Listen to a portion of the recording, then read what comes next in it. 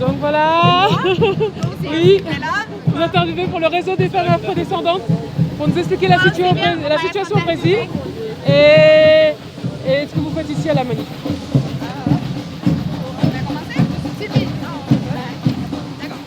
Donc, nous sommes là aujourd'hui pour dénoncer la montée de l'extrême droite au Brésil, la montée de la violence. En ce moment, c'est les élections au Brésil pour la présidentielle. Il y a un candidat qui représente l'extrême droite, c'est Jair Bolsonaro. Ce candidat, il est misogyne, raciste, homophobe. Il a fait des déclarations machistes, racistes. Au premier tour des élections, il a remporté 46% des votes. Donc c'est un vrai danger pour la démocratie et les droits de l'homme. Donc là, nous sommes en train de sensibiliser le monde entier pour ces dangers. Pour dénoncer en fait les dangers que représente cette candidature, qui est en fait un discours fasciste qui flirte avec des groupes militaires qui mettent en jeu la démocratie du pays en fait. Si vous voulez, il parle, par exemple, nous avons vécu des années de dictature dont les séquelles nous vivons jusqu'à aujourd'hui il relativise la violence de la dictature militaire qui existait dans les pays. Il relativise cette violence en même temps qu'il a comme vice un militaire qui a déjà parlé de coup d'État contre sa propre, contre son propre groupe politique. Donc c'est clairement à la fois une mise en danger des droits de l'homme au Brésil et une mise en danger de la démocratie du pays. Et c'est pour ça que nous sommes là aujourd'hui, pour dénoncer ces dangers, pour dénoncer cette figure radicale et pour dire que ouais, nous sommes donc maintenant avec Haddad parce que c'est la seule solution pour maintenir l'état démocratique des droits au Brésil aujourd'hui. Sachant que dans ces discours racistes, misogynes, homophobes, il y a la population qui se sent légitimée à attaquer les minorités. Il y a plusieurs cas d'agression contre les personnes noires, LGBT.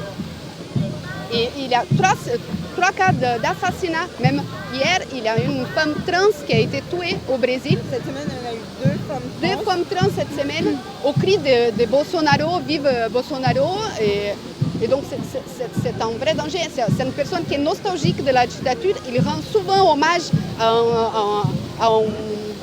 un bourreau de la dictature qui a torturé des militants et des militantes. Et qui est spécialement connu pour torturer des femmes aussi. Il était spécialement sadique envers les femmes et il a rendu hommage à cette personne au Parlement. Donc on dit quand même il a fait ça et pourtant il a subi aucune poursuite auprès du Parlement. Donc c'est quand même compliqué.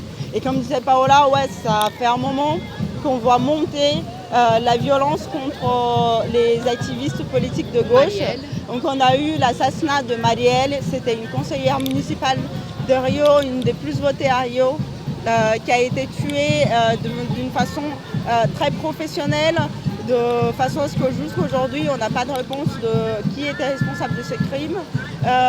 Les jours même du premier tour des présidentielles, on a eu M. Moa Ducatende, qui était un maître de capoeira, qui a été tué au cri, activiste des droits de l'homme et des minorités, surtout du noir au Brésil, qui a été tué au cri de Bolsonaro pour avoir déclaré son vote dans le Parti des travailleurs pour le premier tour. Cette semaine, on a eu deux travestis qui ont été assassinés. La première, je ne me souviens pas de son prénom, la deuxième c'est Liza qui a été assassinée, si je ne me trompe pas, à Recife, au nord-est du pays en tout cas. Voilà, et on est en train de voir les personnes qui luttent pour un pays plus juste mourir et sans aucune réponse en fait de l'État et cautionné par le principal candidat au présidentiel du pays. Voilà. Je pense qu'il n'y a plus rien à dire.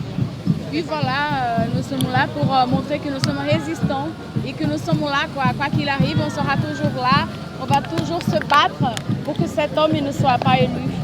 Parce que s'il sera élu, ça va être un moment très triste pour la démocratie au Brésil, quoi.